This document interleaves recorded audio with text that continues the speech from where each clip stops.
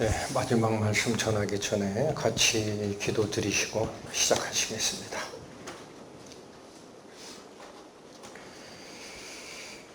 저희에게 육체의 생명만 부여하신 것이 아니라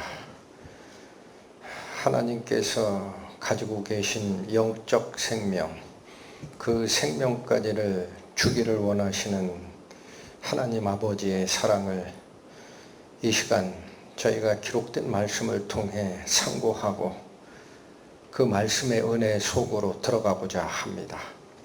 그러나 이 말씀들은 사람의 언어로 이해가 되는 것이 아니고 성령께서 도와주셔야 저희의 영 속에 빛으로 임하심을 압니다. 부디 이 시간 온전하게 성령께서 저희를 도와주시고 함께 하셔서 이 은혜의 말씀 가슴으로 받아 새로운 생명으로 태어나는 하나님의 영광 바라보기를 원하오니 인도하여 주옵소서. 예수님의 이름으로 기도 올립니다. 아멘. 예, 저희가 준비한 6회차의 말씀 중에 오전까지 5회차가 지나갔습니다. 그런데 그 5번의 길고도 어려웠던 말씀의 전파는 종착역인 바로 이 시간의 말씀, 이거를 이해하기 위해서 여러분들의 마음밭에 있는 잔자갈부터 굵은 돌멩이까지 치우는 작업이었습니다. 그런데 이게 바로 성경에서 말씀하시는 복된 소식이에요. 그걸 복음이라고 합니다. 영어로는 good news.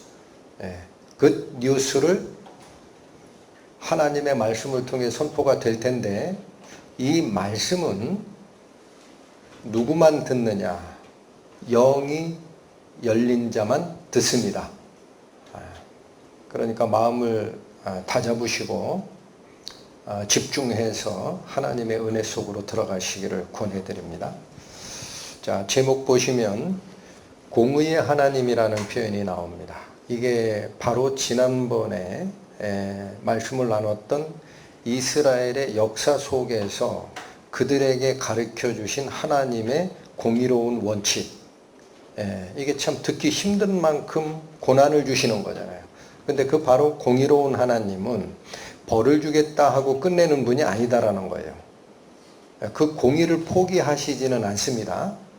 그러나 그 공의를 달성하기 위해서 사람들에게 책임을 전가하고 끝내는 분이 아닙니다. 다시 설명드립니다. 하나님께서 우리에게 요구하신 공의로움이 있어요. 그 공의로움을 하나님의 속성이기 때문에 포기를 안 하세요. 그런데 그 공의로움을 너희가 달성하라. 그렇게 하고 끝내시지를 않아요. 왜 그러시냐? 하나님께서는 사랑이 충만하십니다. 차고 넘칩니다. 온 우주를 넘칩니다. 그래서 그 사랑으로 뜻을 당신에게 돌리는 영혼에게는 당신의 사랑으로 모든 공의를 다 완성을 시키신다라는 거예요. 이게 뭐다? good news다. 마음을 잘 잡으시고 쫓아오시기 바랍니다. 하나님의 양쪽 속성이 있었습니다. 사랑의 하나님이자 공의의 하나님. 그런데 저 공의가 사람 편에서는 달성 불가능하다라는 사실을 아셨습니다. 전능하신 이 하나님 여호와께서 말씀하사 해 돋는 데서부터 지는 데까지, 해가 뜨는 때부터 해가 지는 영역까지, 그러면 온 세상이죠. 세상을 부르십니다. 하나님이 그 아들을 세상에 보내신 것은 세상을 심판하려 하심이 아니요. 여기 하나 선언이 나옵니다. 지금까지 저희가 살폈던 노아 홍수의 심판, 이스라엘 백성들의 역사를 통해서 가르쳤던 그 잘못했을 때의 벌, 이것 때문에 하나님이 결론을 끌고 가시는 게 아니다라는 거예요. 그게 아니고 그로 말미암아 세상이 무엇을 받게 하려 함이라? 구원을 받게 하려 함이라. 이게 하나님의 사랑입니다. 하나님의 지혜에 있어서는 이 세상이 자기 지혜로 하나님을 알지 못하므로, 여러분, 사람이 하나님의 지혜를 이해한다, 이해를 하지 못한다. 그러면 사람 보고 내 지혜를 가지고 하나님을 찾으라 그러면 하나님 길을 안 열어주신 거죠.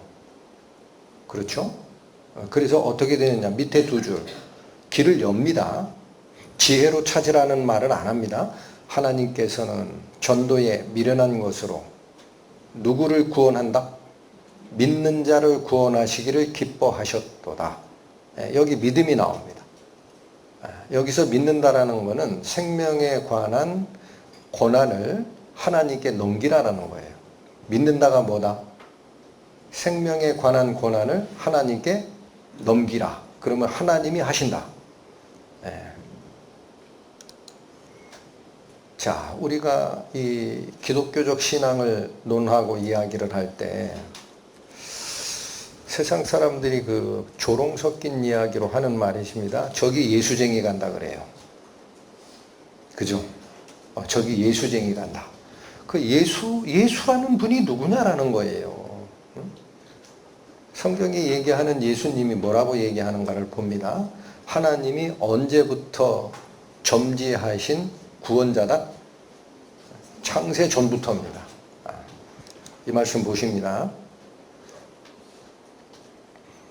그러나 우리가 온전한 자들 중에서 지혜를 말하노니, 여기 온전하다라는 것은 하나님의 뜻을 완전하게 이해한 자, 거듭난 자입니다. 그들은 이 말을 알아들어요. 지혜를 말하노니 이는 이 세상의 지혜가 아니요 또 이 세상에서 없어질 통치자들의 지혜도 아닙니다. 가장 뛰어나다고 보는 게 세상의 통치자입니다.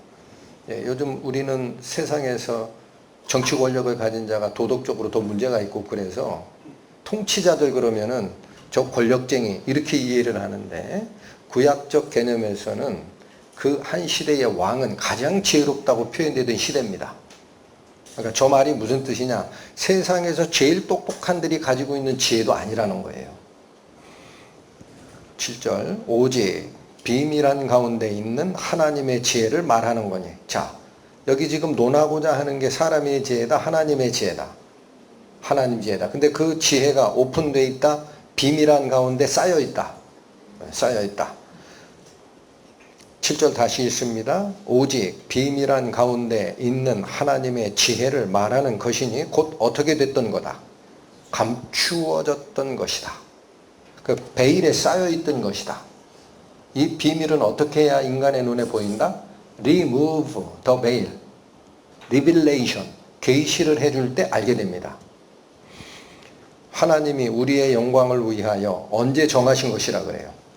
만세전에. 자, 이게 이 표현이 뭐냐면 세상의 역사가 시작되기도 전에라는 뜻이에요. 창세 전부터 하나님께서 감춰준 비밀의 지혜가 있었다라는 거예요. 이게 뭘까 이거예요. 13절 봅니다. 우리가 이것을 말하거니와 사람의 지혜가 가르친 말로 아니하고 오직 누가 가르친 것으로 합니까? 그래서 하나님께서 보낸 구원자 예수님이 누군지를 알려면 성령이 함께 가르쳐 주시지 않으면 몰라요. 그 여기 그렇게 돼 있잖아요. 영적인 일은 무엇으로 분별한다? 영적인 것으로. 그러니까 여러분, 앞으로 선포되는 이 복된 소식을 정확하게 이해하려면 지금부터 자기 지혜를 사용하는 걸 포기하세요. 하나님 도우소서 기도하셔야 됩니다. 하나님, 이 말씀이 무슨 뜻인지 제가 받겠습니다. 도와주세요. 다시 창세기 3장으로 갑니다. 여호와 하나님이 여자에게 이르시되 네가 어찌하여 이렇게 하였느냐. 자, 이게 하와가 선악과를 따먹은 후에 하나님이 신문 과정에서 하는 말이에요. 여자한테 하는 겁니다. 네가 어찌하여 이렇게 하였느냐. 여자가 이르되 뱀이 나를 꾀므로 내가 먹었나이다. 여호와 하나님이 뱀에게 이르시되 내가 너로 여자와 원수가 되게 하고 자, 하나님의 첫 번째 선언이 있습니다. 꾀인 자 뱀과 꾀임을 당한 자 여자 사이에는 원수가 된다라는 거예요. 이어집니다. 내 후손도 여자의 후손과 원수가 되게 하리니. 그러니까 뱀과 여자가 원수지간으로 끝나는 게 아니에요. 이 악연은 대대로 이어집니다.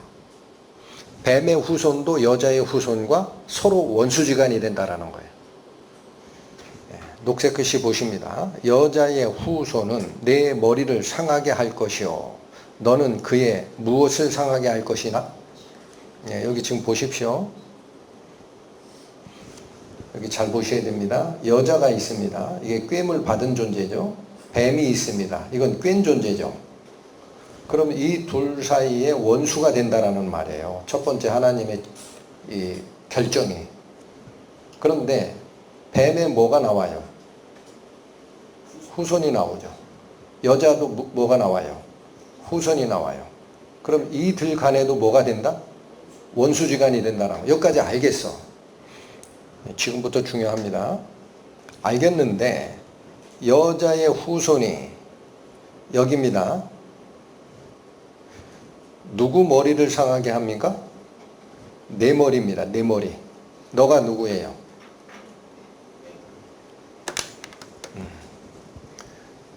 여자의 후손이 올 건데 그 여자의 후손은 누구의 권세를 파하는 역할을 한다. 뱀의 후손이 아닙니다. 이제 싸움은 누구와 누구의 싸움으로 바뀌었어요.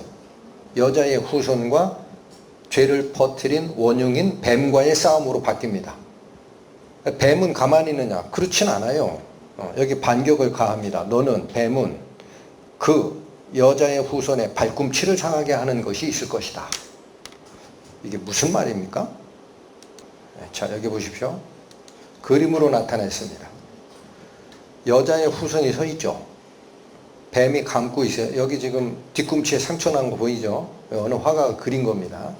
뱀은 여자의 후손의 뒤꿈치를 상하는 정도로 반격을 가할 건데 여자의 후손은 누구 머리? 뱀의 머리를 상하게 한다라는 것은 치명상을 입힌다라는 거예요. 죽는다. 이게 언제 선언된 말입니까? 여자가 선악과를 따먹자마자 하나님 입에서 앞으로 이렇게 해결될 것이야 하고 선언합니다. 그 여자의 후손이 누굽니까?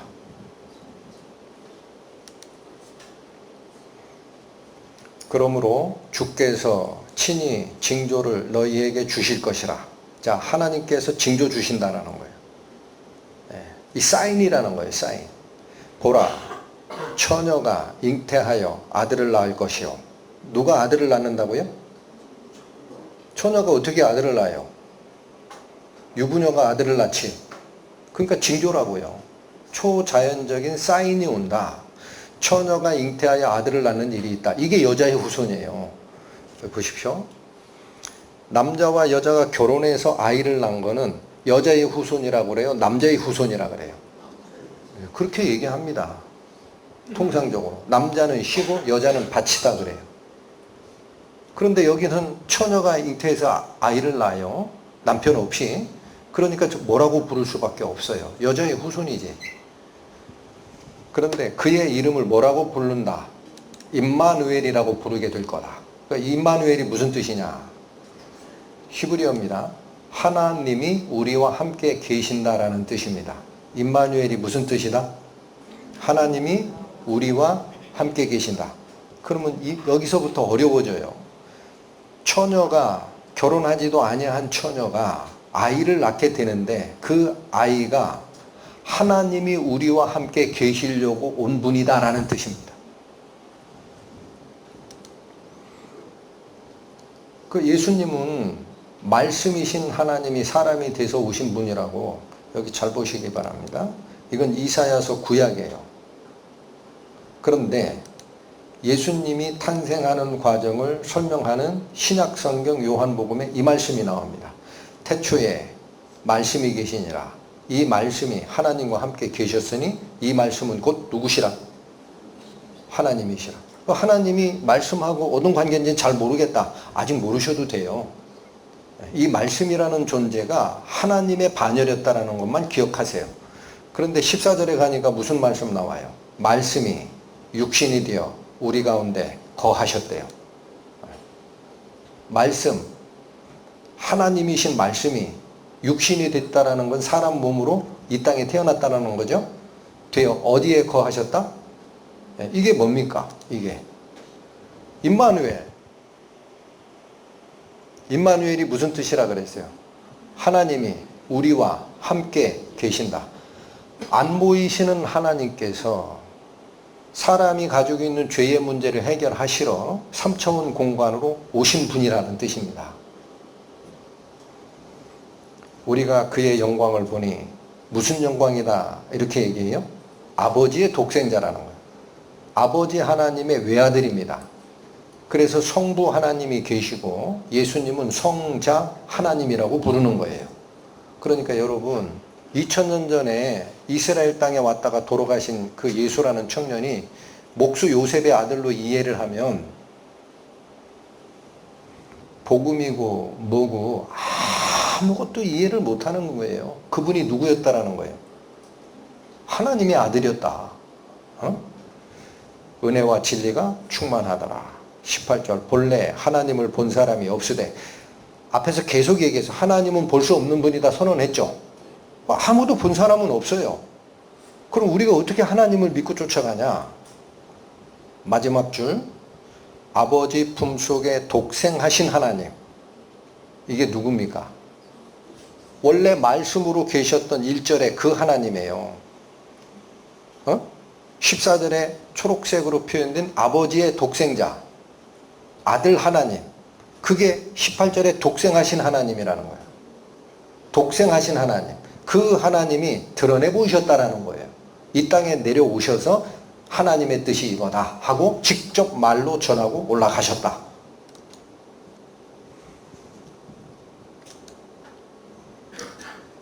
누가복음에 보면 예수님께서 탄생할 때 마리아에게 천사가 미리 와요. 그래서 알려줍니다.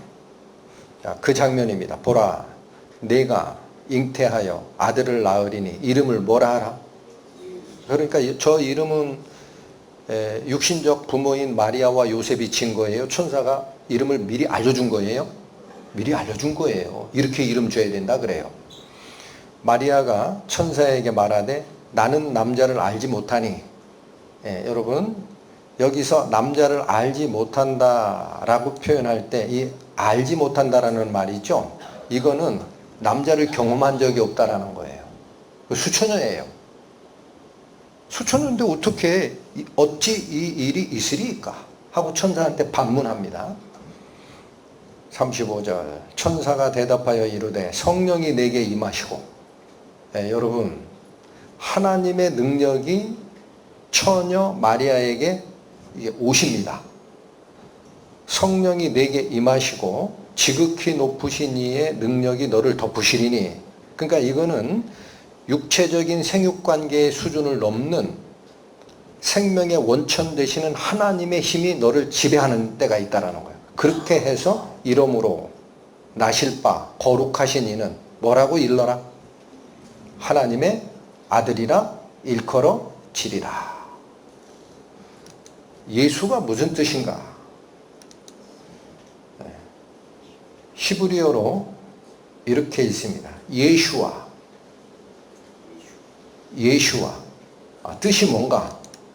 여호와가 구원하신다. 근데 왜 하나님의 아들이 나셨는데 여호와가 구원하신다라고 얘기했을까요? 아버지 하나님, 아들 하나님이 지위상은 둘입니다. 그러나 본질은 한 분입니다. 그걸 삼위일체라 그래요. 아버지 하나님, 아들 하나님, 성령 하나님이 하시는 역할은 위치, 지위는 위격이라고 그래요. 세 개예요. 그런데 본질은 하나로 연합되어 있어요. 그래서 여호와 하나님, 구약의 여호와 하나님이 오셨다라는 거예요.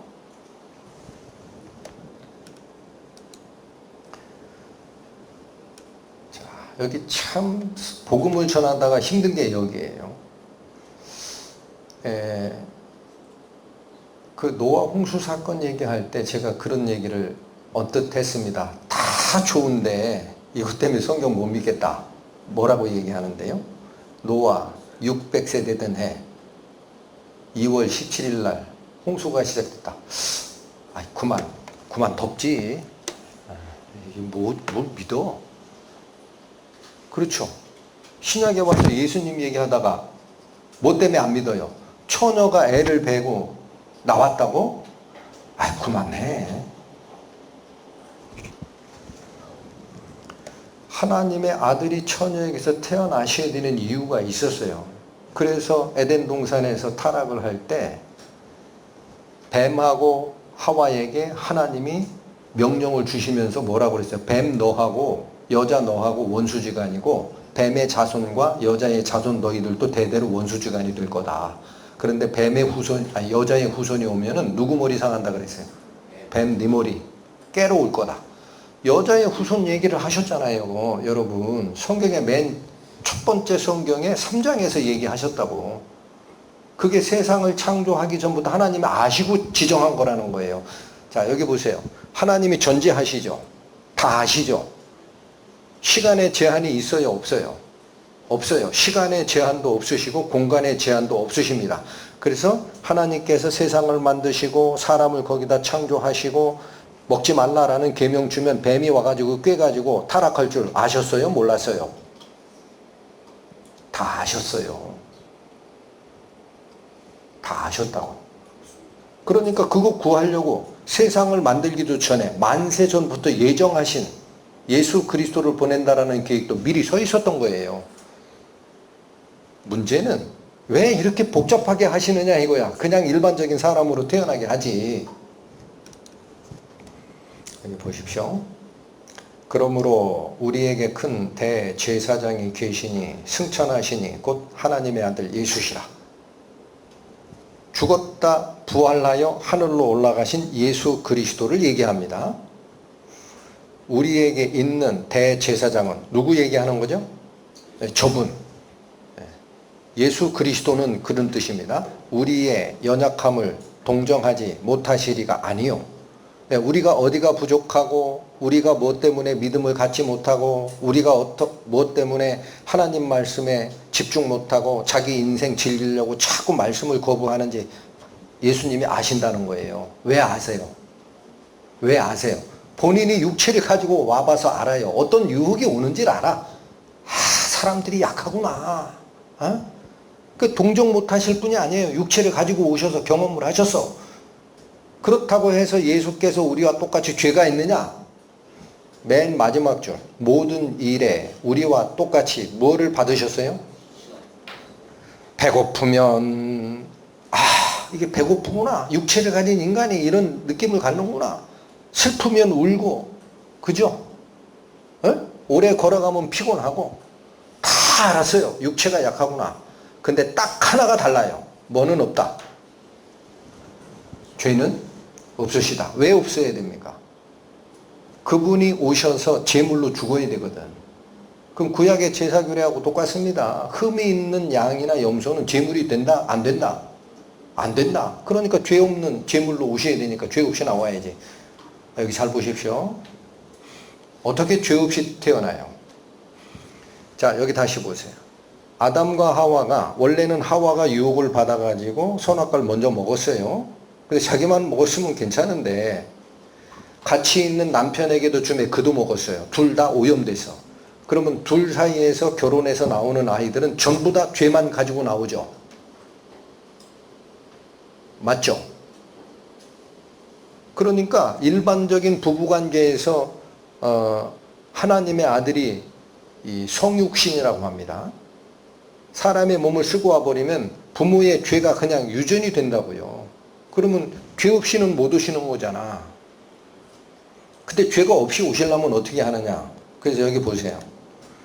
여기 보십시오. 이게 산부인과 의사들이 사용하는 해부도입니다. 뭘 얘기하는 거냐면 이게 태아죠. 이쪽이 어머니 배하고 연결된 태반입니다. 그럼 어머니 배에서 피가 여기까지 와요.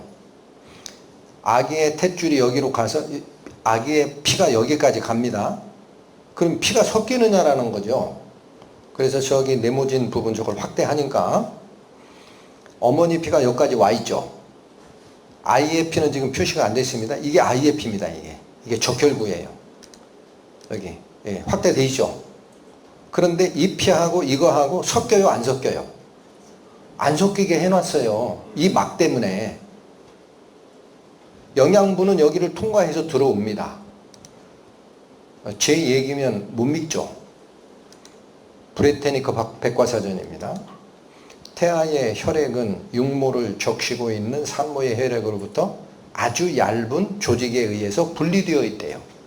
그래서 어떻다? 산모와 태아의 혈류는, 피는 서로 상대방의 혈관으로 침투하지 않고도 어떻게 할 수 있다? 영양분을 넘겨줄 수 있다.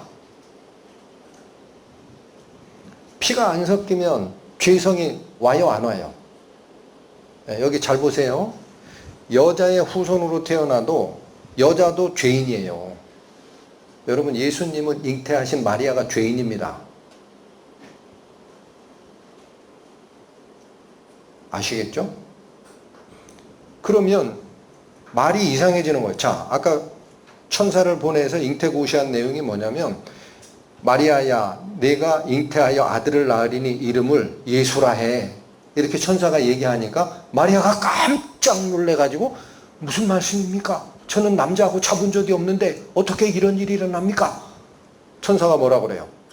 성령이 내게 임하시고 지극히 높으신 이의 능력이 너를 덮으시리니 나실 바 아이는 하나님의 아들이라 일컬어라.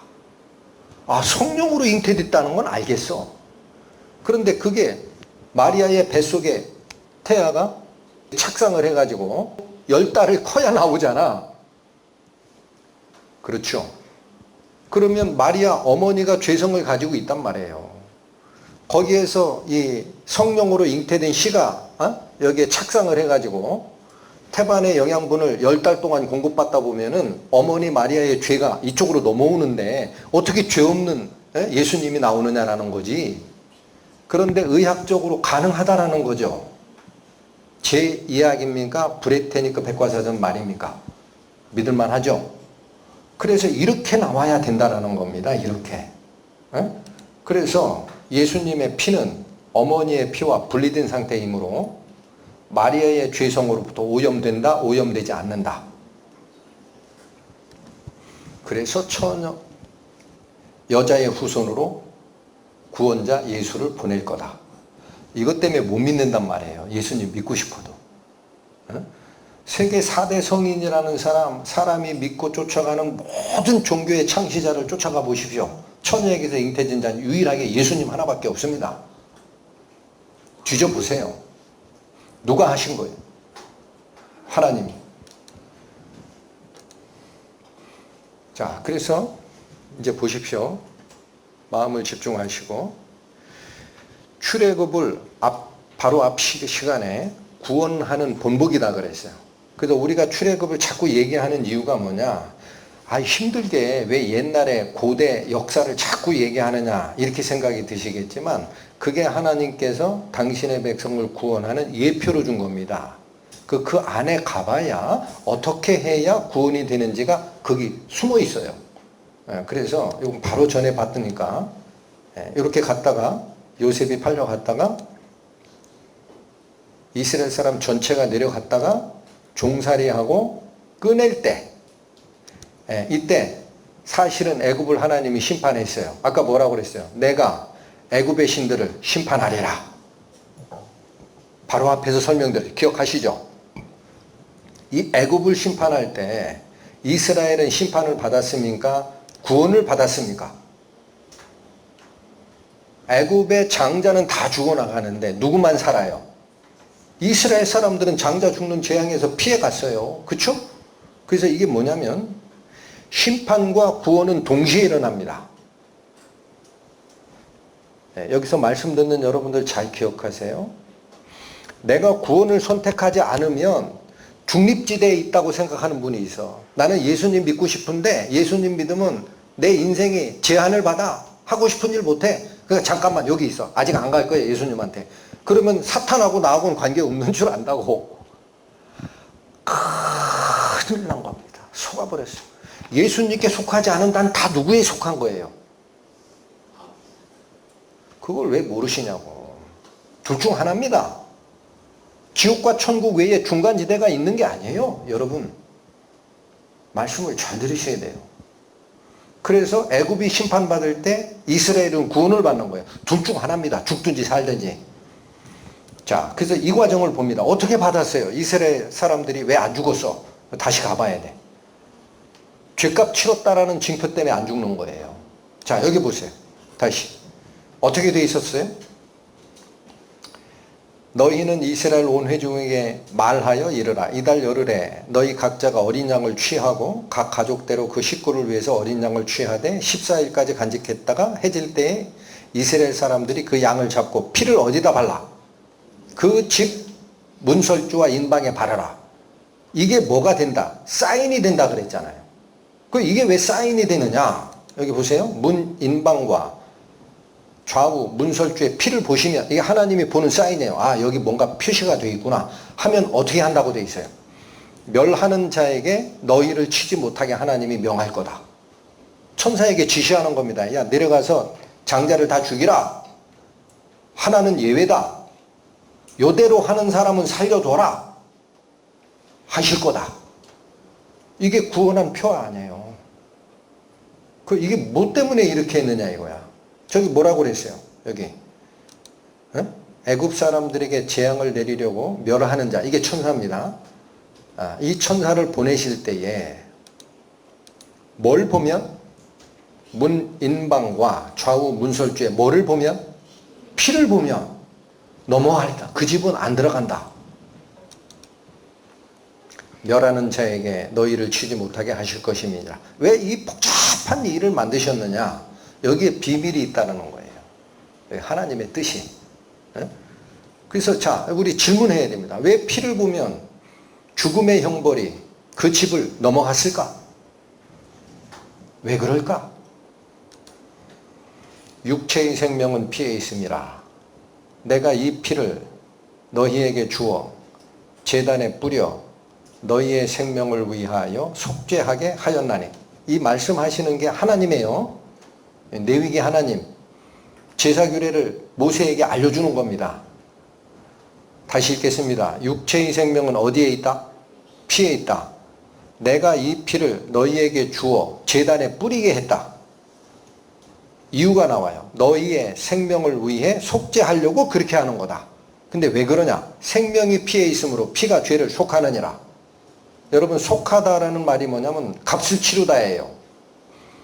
죄는 뭐예요? 죄값을 치르다야. 안 어렵습니다. 피를 치렀다라는 말을 이제 이 말씀을 통해서 다시 보면 뭐가 치러졌다라는 거죠? 누군가 생명이 죽었다라는 거죠. 그죠? 육체의 생명이 어디에 있다? 피가 치러졌다라는 건 생명이 지급됐다. 누군가 죽었다. 그러니까 다시 죽으란 얘기 안 하신다라는 거예요, 하나님이. 예? 죄값이 갚아지면 그럼 나오냐? 여기 지금 이 말이 그겁니다. 이게 레위기의 의미가 뭔가 생명이 나를 대신하여 죄를 대신하여 값을 치르는 역할을 했다면 피가 죄를 대신 갚았기 때문에 그 집은 죽지 않아도 돼. 이게 출애굽의 원리인데 예수님 얘기하셨단 말이에요. 마태복음에 너를 고발하는 자와 함께 길에 있을 때 급히 뭐하라? 네, 여기서 길은 인생길입니다. 여러분 인생의 나그네 길을 걸어가다가 누군가 나 죄인이다 라고 고발하는 이야기를 들으실 때가 있습니다. 여기 계시면 다 들었어요. 인정을 안 한 거지. 그러면 이게 죽을 죄인 걸 알면 죽을 때까지 기다리지 말라는 거예요. 여러분 이거 끝까지 가보겠다 하는 사람 운명 나와요. 어떻게 돼요? 가만히 있어.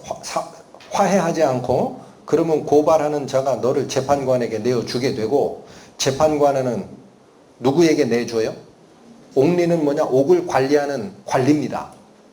간수에게 내어주고 옥에 가둘까 염려하라. 화해하지 않는 한은 정해져 있다라는 거예요. 지옥 갈 게. 그러니까 뭐 해라? 이게 뭐예요? 사적으로 화해하다야. 사사로울사 화목할 화. 사적으로 화해하라. 여러분 인간 법정도요. 둘 간에 원고 피고가 소송을 걸어요. 근데 이게 죽을 죄, 형사법상 반드시 물어야 될 죄가 아니면은 재판장이 뭐라고 하냐면 민사소송 같은 경우 불러요 그냥. 너무 기니까 이거 부르세요. 뭐 원하시는데 당신은 그러면 요 중간쯤 이렇게 해서 합의하고 끝내시지. 시간 많이 가고 누가 일지도 몰라. 그러면 알겠습니다. 됐죠? 화해조서 작성해서 딱 끝나면 그 판결문이에요. 그게 어떻게 하는 거예요? 사적으로 개인적으로 화해하는 거야. 왜 이렇게 요구했습니까? 26절 진실로 내게 이르노니 내가 한 푼이라도 남김이 없이 다 갚기 전에는 결단코 거기서 나오지 못하리라. 잘 읽으셔야 됩니다. 다 갚기 전에는 결단코 거기서 나오지 못하리라. 이 말을 다르게 보면 무슨 뜻이에요? 다 갚으면 나온다. 맞죠? 다 갚으면 화해가 된다는 거예요. 이게 무슨 말이냐? 자, 출애굽 이후에 이스라엘에게 하나님의 십계명을 줬습니다. 근데 이 계명을 못 지킬 거 아닙니까? 여러분 십계명 지켜요, 못 지켜요? 내 이웃에게 거짓말하면 이 십계명 마지막 계명 걸리는 겁니다. 거짓말 안 하고 사신 분 손 드세요. 이웃 사람에게 나 거짓말 안 하고 지금까지 살았다 하신 분은 괜찮아. 안심하셔. 다 걸렸잖아. 그러면 십계명 어겼어요. 그럼 죄가 있네.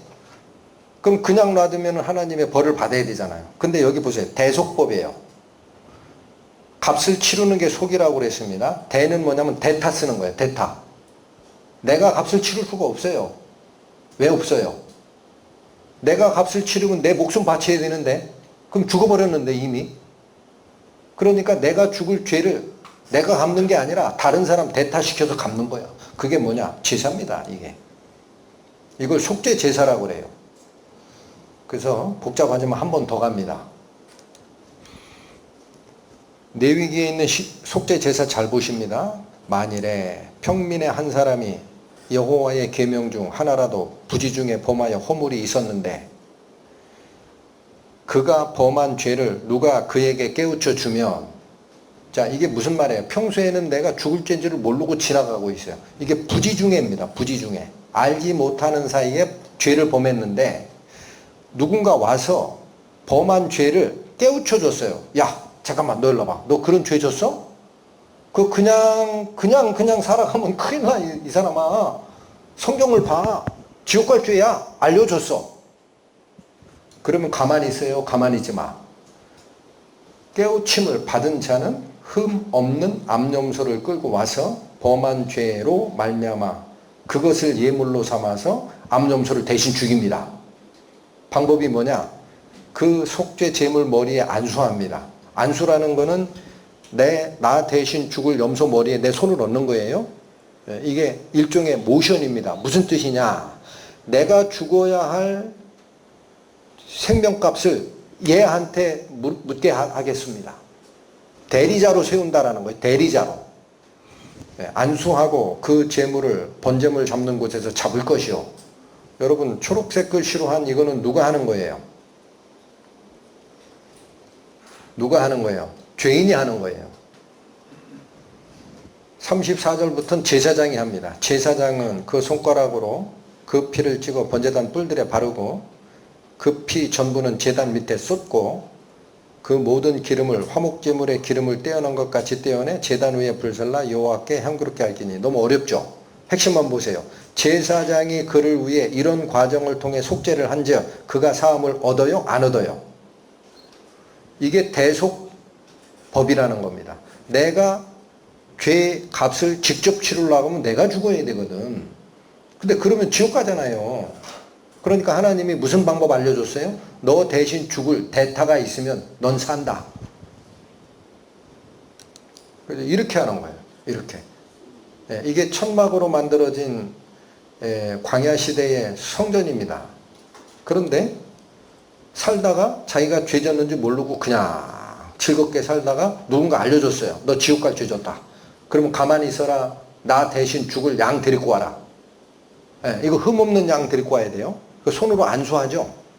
이제 뭐예요? 내가 죽을 거를 얘한테 넘깁니다라는 뜻입니다. 대타로 세운다 하고 머리에 안수하고 이 양 누가 잡아요? 본인이 잡아야 돼요. 이거 왜 본인 보고 시킵니까? 해보면 알거든요.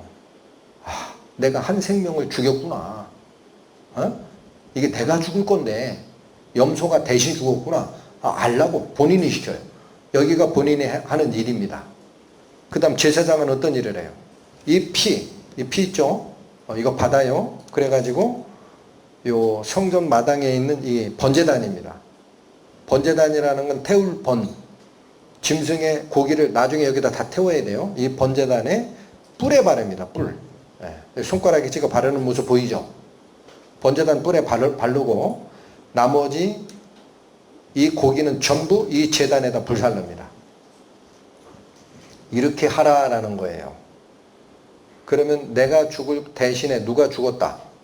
염소가 죽었다라고 하나님이 인정하겠다. 그 말은 뭐예요? 너한테는 죄값을 다시 묻는다? 다시는 안 묻는다.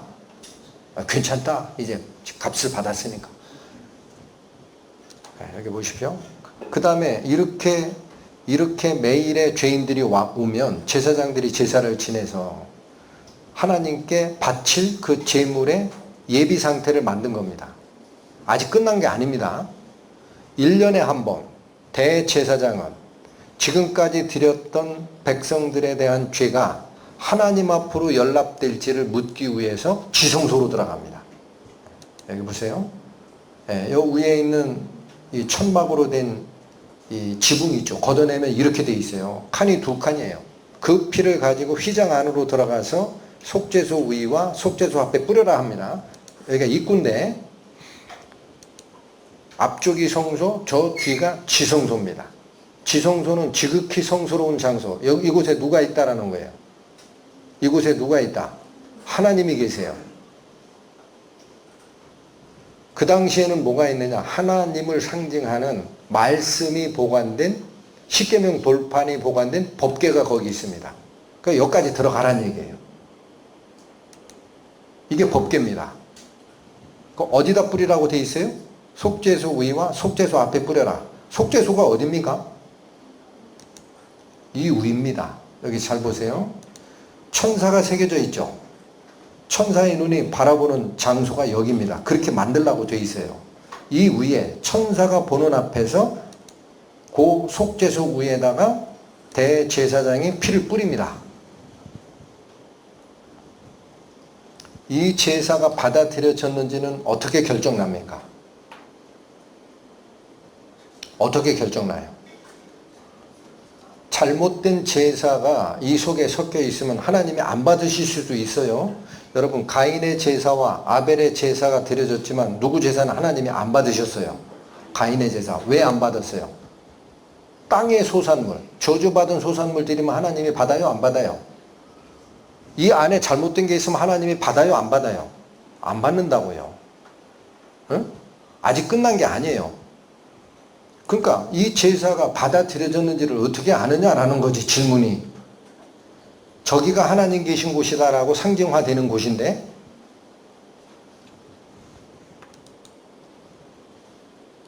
제사장, 대제사장이 입어야 하는 옷입니다. 그런데 여기 잘 보세요. 확대해 드리겠습니다. 여기 석류와 금방울이라고 돼 있죠. 밑에서 두 번째. 금방울 보여요? 금방울 하나에 석류 하나 이렇게 달라고 돼 있어요. 이 옷을 입고 들어가라는 거예요. 지성소에 들어갈 때. 그럼 거기 왜 금방울 달아요? 대제사장이 지성소에 들어가서 제사를 드리다가 죽을 수가 있거든. 하나님이 다 안 받아요. 잘못된 제사들이 다 죽는 예가 있어요. 그러면 제사장이 죽어버리면 움직여요? 안 움직여요? 그럼 소리가 날 거예요? 안 나요? 방울 소리가 안 나지. 밖에 있는 사람이 사고 터졌구나 알지. 그 시체 꺼내러 작대기 넣어가지고 끌어냅니다. 거기 들어가면 죽어요. 지성소는 아무나 못 들어가요. 예? 그래서 이거 죽었나 살았나 알라고 저 방울 달라는 거야. 그러니까 이 대제사장이 제사를 다 끝내고 살아나오면 밖에 있던 기다리던 사람들은 이제 안심하는 겁니다. 하나님이 우리의 제사를 받았구나. 하나님이 거부하시지 않았구나.